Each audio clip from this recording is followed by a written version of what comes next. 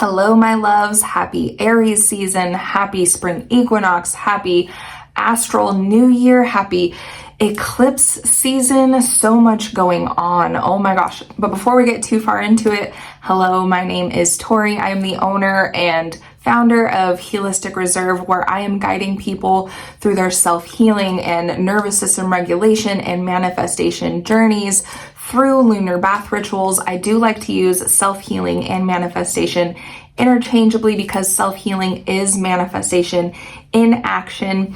And what you can expect from this video is just a quick astrological breakdown of all of the transits that will be happening this Aries season, which takes place from mid-March to mid-April, and how these transits will be affecting us energetically and how to use that in our self-healing and manifestation journeys. So let's start with so much to dive into with this transition from one wheel of the astrological year into the next, because this is not a smooth energetic this is not a smooth energetic transition, which it does not take an astrologer to tell you that, I'm sure, because it's already 2025, not even just from an energetic astrological standpoint, you could just turn on the news and see it, but astrologically it all lines up, right? So let me start by saying Aries is the beginning of the astrological wheel of the year. So whereas the traditional Gregorian calendar starts January 1st, the astrological calendar starts with Aries season, with the Spring Equinox. So this is like the first sign. This is the ignition of the energetic astrological year. This is this is a cardinal fire sign ruled by Mars, and I will break down what all of that means. A cardinal sign is the first sign of a season. So this season being spring, cardinal sign being Aries, it's the first sign of spring. So with Aries being a cardinal signs are the ones that jumpstart the movement. They are the ones that leap first and ask questions later. They are the ones that ignite the movement, right? So, and Aries is a cardinal fire sign. So the fire is very passionate, it's very bold, it's very courageous, and ruled by Mars. Mars is the planet of Mars is like the warrior. So Mars is very kind of aggressive in its pursuits. So you can think of, a lot of times you might think of Mars as it's very aggressive in it's conflict and arguing and things like that. But you can also use Mars in the things you want to get after in your life, the things you want to pursue in your life. So Aries people are thought to be very ambitious. They go after what they want in life.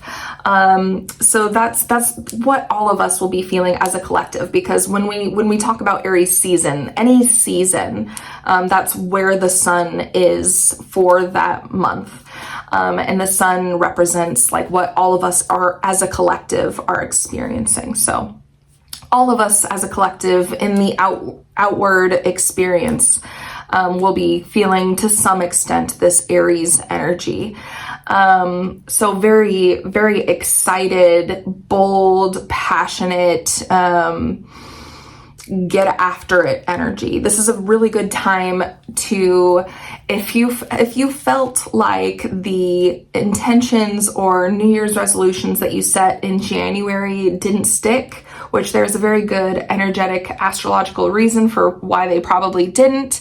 But if you felt like they didn't stick, this is a good time to renew those intentions and really get after them now, because that energy is behind you. Maybe not, but we'll get into, maybe wait until mid-Aries season, but we'll get into why I give that advice here in a little bit. because we are mid-eclipse season and we've got some retrogrades, which all of that is not to say that this is like, anyway, we'll get into it. So that's any Aries season as a whole can kind of be this like huge ignition in your life, a huge like where most people feel that Capricorn season is like new year, new me.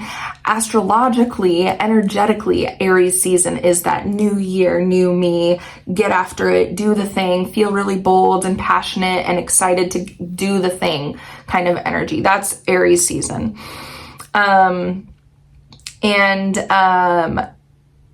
This Aries season in particular starts mid-eclipse season. Now, eclipse season just means that it is that 2 weeks between one eclipse and then the complementary eclipse. So what happens is there is a lunar eclipse and then 2 weeks later a solar eclipse, or vice versa.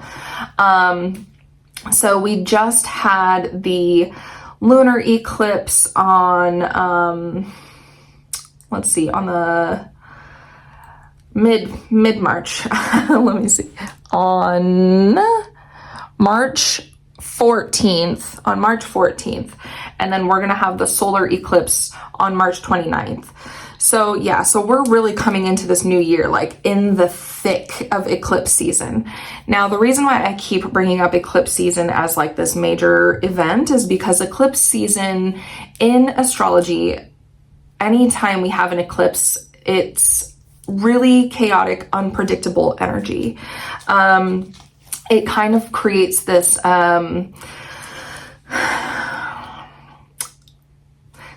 the way when the sun and the moon are eclipsed like that, it creates this,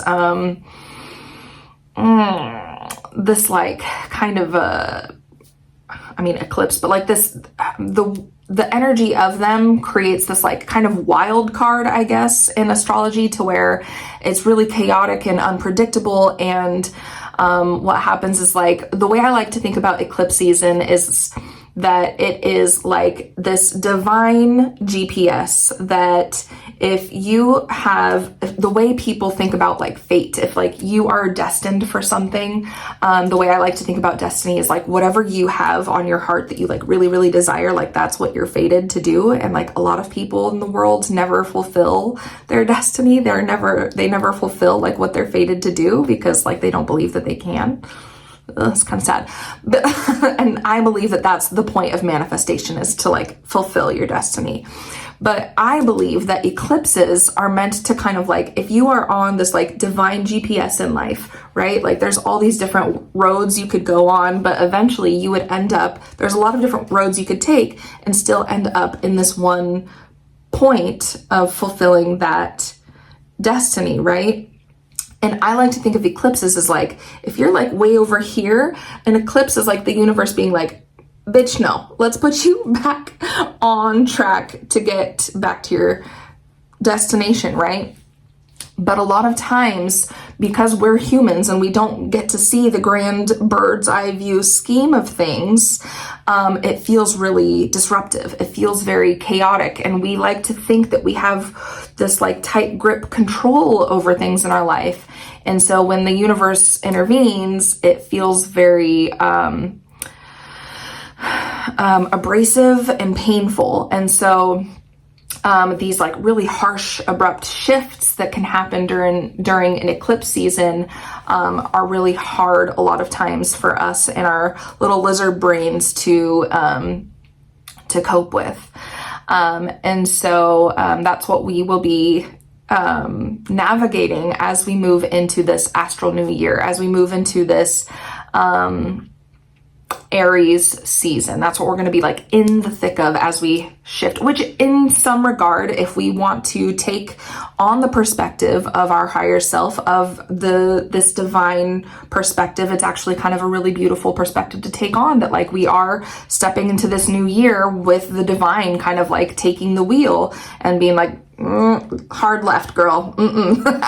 So, So that's a thing. We also have, like, while we're in the thick of this, to like really get into like the nitty gritty of like the dates and like things that are happening. On the Spring Equinox, on the 20th, we've got the Spring Equinox / Aries season starts / Astral New Year, right? The sun is always also going to be conjunct Chiron. Chiron is, so anytime the sun is conjunct something, conjunct just meaning like it's like cozying up next to, the sun is like what we revolve around, right? So anytime the sun is next to something, it's like it's going to be putting a huge spotlight on that. So when the sun is conjunct Chiron, Chiron is the celestial body that represents like the wounded healer, which points to like places in our life that have been painful for us, that we are able to transmute that pain into power. So as we move into this new astrological year, the sun is going to be like, ooh, this is a pain point that needs to be transmuted into power. So it's going to be uncomfortable, but there is a lot of opportunity for transformation happening there. As well as 2 days later, we have on the 22nd, a last quarter moon in Capricorn. A last quarter moon is always a time, I'm going to try to bust through here because, you know, we're already 12 minutes into this video and we've got quite a lot to get through. So on the 22nd, we've got a last quarter moon in Capricorn. A last quarter moon is when the moon's energy is waning. It's a time for us to do some shadow work and release what no longer serves us.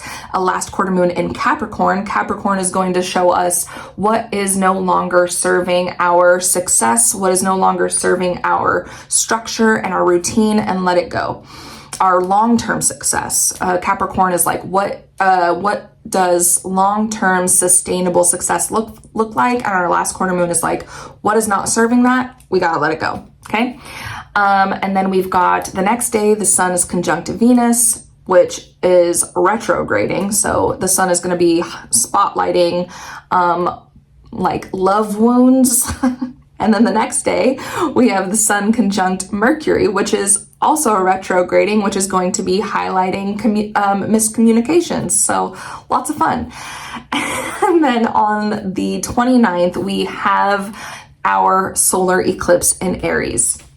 Now, a solar eclipse, this is going to wrap up our eclipse season. It's going to be like the period to the punctuation to this eclipse season. So the solar eclipse is going to be the one that is like about starting, like throwing us into a new chapter. Whereas like the lunar eclipse that happened at the end of Pisces season was like wrapping something up and letting it go. This is going to be like throwing us into a new chapter. Ready or not, here we come. So solar eclipse in Aries is like, hope you're ready for something really bold, something really exciting. You better get really passionate about it. It's like whatever you are passionate about, you're going to get thrust into it, and you're going to get thrust really hard, really fast. It's going to be really passionate. It's going to be bold. It's going to be in your face. It's going to be really aggressive. Here we go. So that's going to happen. That's the 29th. We've got the first quarter moon a week later in Cancer. The first quarter moon is when the moon's energy is building. It's gives us an opportunity to recognize how we can put things into motion. So whereas the solar eclipse is a time of like not really doing a whole lot, but just like being present and like noticing where our energy's at, the first quarter moon is like, okay, we know where we're at. Now let's do something about it.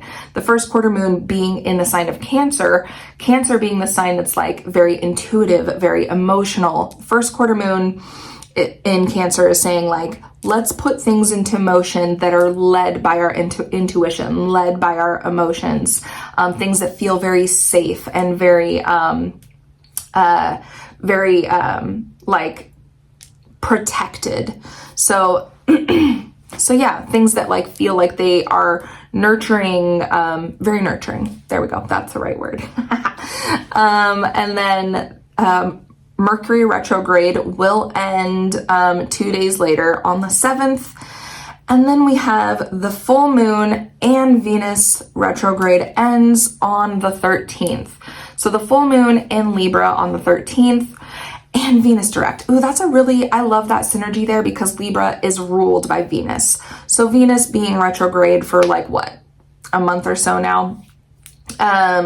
Venus being retrograde finally ending on the same day that we have a full moon in the sign that Venus rules. So that's a very sweet, loving energy. Very feminine, Libra is the sign of like love and harmony and peace and people use the word balance. I hate the word balance. It feels too rigid to me, but I like the word flow and peace and harmony and calm and kind of like beauty. Like think of like aesthetics, right? So a full moon in Libra would be like bringing your most authentic, harmonious self to the forefront of your life during that time. And that is the short and long of Aries season. The second half of Aries season is going to get a lot, especially as Mercury goes direct, Venus goes direct, and we've got that full moon in Libra. Like a full moon a lot of times is like the highlight of one of these seasons, but like honestly, that full moon in Libra with the Venus direct is like arguably like the chillest part of this Aries season. So yeah, so if you have the 2025 Lunar Bath Ritual Journal, everything that you need for this Aries season is on page, let's see, so the Spring Lunar Bath Rituals start on page 45, which means Aries season is going to start on page 46 with the Aries season vision board on 47, and then all of the rituals for the moon phases happening directly after that. Yeah, so let's see here. And yeah, that's all I got for you. If you are interested in learning more about the bath rituals, please check out the resources that I have linked below. I've got a free guided bath ritual linked below, as well as some ways to get more immersed into the bath ritual movement, to like get more involved and learn more. And as always, feel free to follow along for more. And with that, I will see you guys next time. Thank you. Love you. Bye.